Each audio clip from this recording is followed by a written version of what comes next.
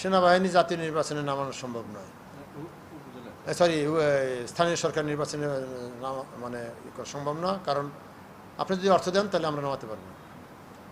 আর 2 নম্বর হলো যে আপনি বলেছেন যে প্রার্থী অপহরণের ঘটনা ঘটেছে। বাংলাদেশে মাত্র একটি জায়গায় ঘটনাটি ঘটেছে। 580-র উপরে আমাদের উপজেলা রয়েছে, তো সেখানে 580টার মধ্যে যদি আমরা ধরি, তার মধ্যে একটি জেলায় ঘটেছে এবং তার পরিণাম কী হয়েছে সেটা আপনারা দেখেছেন।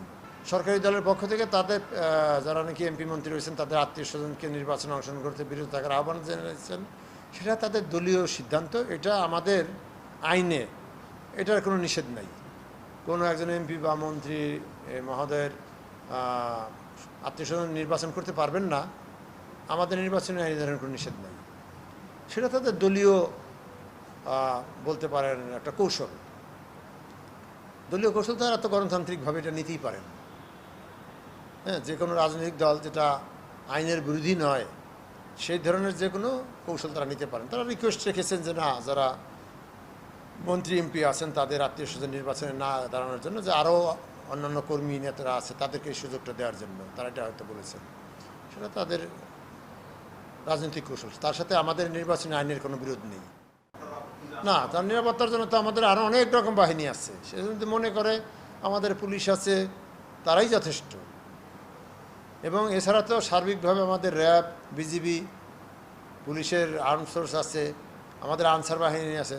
তারা তো সারাক্ষণই আমাদের গোয়েন্দারা আছেন, তারা সবসময় গোপনে খবর রাখছেন। আপনি হয়তো দেখছেন না, কিন্তু গোপনে কোথায় কী হতে যাচ্ছে, কে কী করতে পারে, এগুলো তারা খবর পান এবং আগাম খবর এগুলো আমাদের পুলিশ বিভাগ যারা আছে তাদেরকে জানিয়ে দেন।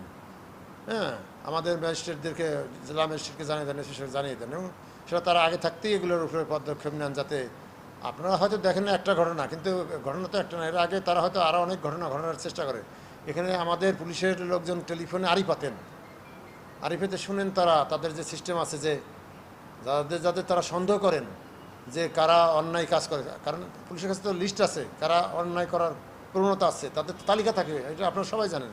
তাদের ফোন ট্র্যাক করা হয় এবং যখনই দেখে যে তারা এই ধরনের কোনো বাজে কাজ করার পরিকল্পনা করছে, তখন তার আগেই পুলিশ সেখানে কোনো ঘটনা ঘটার আগেই সেটা ফাইল করে দেন।